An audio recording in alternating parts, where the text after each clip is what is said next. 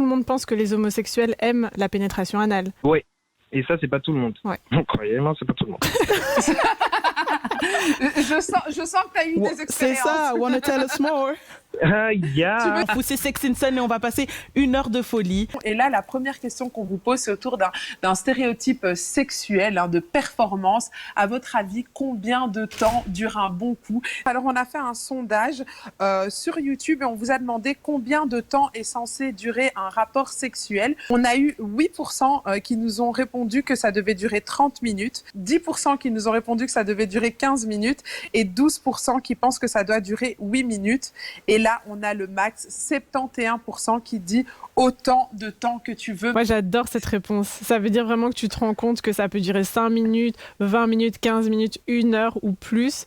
Tant que vous êtes content, tant que c'est ce que vous faites, allez-y. On a reçu pas mal de clichés que les gens ont déjà entendus par rapport aux mythes qui entourent la sexualité. Je vais vous en lire quelques-uns parce qu'il y en a eu beaucoup. D'ailleurs, merci pour vos réponses, les sexelars. Les femmes doivent être épilées. Il y en a un qui a dit les femmes n'éjaculent jamais. Alors, plus c'est brutal, mieux c'est. Marie, ce soir, on avait prévu d'avoir un auditeur. Alors, je vous présente Dave, c'est un étudiant, il a 23 ans et il est là parce qu'il a des questions à poser à Marie. Dave et Marie, je vous laisse en tête à tête. Ma question est, est-ce qu'on peut avoir un orgasme? Donc, est-ce qu'un homme homosexuel peut avoir un orgasme par l'anal et par la prostate sans avoir à se masturber en même temps? Pas vraiment besoin de te masturber en même temps que tu te fais pénétrer analement, parce que non seulement il y a le plaisir prostatique. Si tu connais la prostate, c'est une glande que uniquement les hommes ont. Elle est tout juste en dessous de la vessie, à côté du rectum.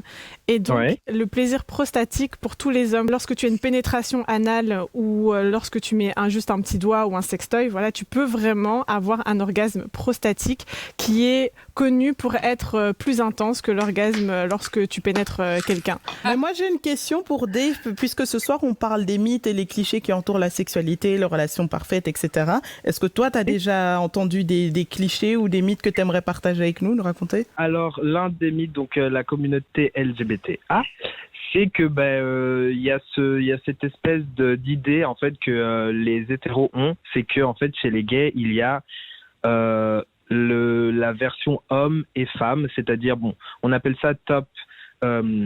Passif et actif plutôt, mais en fait généralement les gens pensent quand vous êtes un couple gay, il y a d'office quelqu'un qui fait la femme et quelqu'un qui fait l'homme. Or que ça marche pas, ça marche pas tout le temps comme ça en fait. Tout le monde pense que les homosexuels aiment la pénétration anale. Oui, et ça c'est pas tout le monde. Ouais. Croyez-moi, c'est pas tout le monde. Je sens que tu as eu des expériences. C'est ça, wanna tell us more? J'ai eu un ami en fait. Un partenaire Non, c'était un ami là, c'est une connaissance qui a eu en fait. D'accord. C'était sa première fois, c'est la première fois qu'il testait l'anal. Cette personne, l'a fait et en fait a eu un petit, accident fécal sur l'autre partenaire. Aïe. Yeah. Aïe. Ok, d'accord, c'était moi. Oui, je l'avoue, c'est bon. Qu'est-ce que tu peux nous dire par rapport aux mythes qui entourent la sexualité? C'est l'heure du point Q. Ça peut choquer quelques personnes qu'on parle de race, parce que biologiquement, il n'existe pas d'autres races que la race humaine. Mais ce terme, en fait, il est relié à une certaine histoire. Et ça nous explique aussi pourquoi il y a certaines personnes qui souffrent de certaines discriminations. Comme, par exemple, les hommes noirs ont un gros pénis, les femmes asiatiques ont des vagins beaucoup plus serrés. Il y a un livre qui est sorti en 2018 qui s'appelle « Sexe, race et colonie ». Et ce livre, en fait, il a fait polémique parce que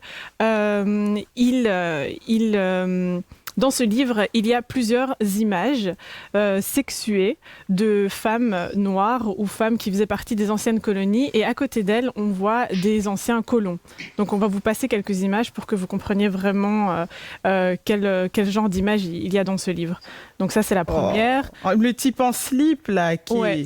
elle est vue comme un objet sexuel. Donc c'est une objectification du corps de la femme. Donc c'est quelque chose qu'il faut comprendre aujourd'hui parce qu'il y a toujours des stéréotypes hyper ancrés dans l'imaginaire d'aujourd'hui. On a une jeune fille dans nos commentaires qui a été victime d'un cliché un peu raciste comme ceux dont tu es en train de parler. Elle s'appelle Alice Houé qui lui dit un jour elle avait son afro, donc elle était coiffée avec son afro et il y a un blanc et elle a mis blanc entre guillemets parce qu'elle veut pas être péjorative, j'imagine. Et elle dit m'a arrêté en me disant qu'il voulait me prendre en levrette car sa crinière l'excitait. Donc comme quoi ce genre de stéréotypes ils sont encore très ancrés à l'heure actuelle. Quand tu penses que une personne est bonne au lit juste à cause de sa couleur ou de son origine, il y a toute une histoire derrière et souvent, ça vient de l'histoire coloniale. Marie, est-ce qu'on peut parler d'un autre mythe ? Combien de personnes n'ont pas recherché la personne idéale ? Est-ce qu'on court après le vent ou pas ? On court après le vent à partir du moment où tu cours après un idéal qui n'existe pas et qui ne pourra jamais exister. L'un des mythes que je trouve le plus difficile à déconstruire, c'est celui du couple parfait. Mais il y a un sujet qu'on n'a pas abordé, c'est les stéréotypes de genre. Il n'y a rien qui est totalement attribué aux femmes et rien qui n'est totalement attribué aux hommes. Chacun a des sensibilités, des passions, des affinités. Ça va être un petit vrai ou faux. Les garçons sont naturellement meilleurs en maths et en sciences que les filles. Réponse A, vrai. Réponse B, faux. Je dis pas que c'est la vérité. C'est juste quand j'avais 14 ans, à l'époque, le cliché, c'était toujours les garçons asiatiques. Tu connais les garçons asiatiques, les filles asiatiques, c'est toujours eux qui sont doués en mathématiques, tout ça. Mais en fait, c'est complètement faux. Les garçons ne sont pas meilleurs que les filles en maths. Il n'y a rien, aucune étude le prouve. Il y a beaucoup de scientifiques féminines. Ma meilleure amie est prof de maths, par exemple. C'est surtout une bataille entre l'inné et l'acquis. On se rend compte qu'on pousse plus les filles dans des matières littéraires et les garçons dans des matières scientifiques. Bon les gars, c'est terminé. J'avais encore plein d'autres questions, mais comme on nous l'a dit dans l'oreillette, c'est terminé les filles. Il ne reste plus qu'une minute. Donc le mot de la fin, c'est merci à tous les sexologues. Merci pour vos commentaires. Merci d'avoir été là pendant cette heure de live. Merci à mes copines Mary et Maxi. On vous fait des gros bisous et à la semaine prochaine. 20h, Instagram. Sexe.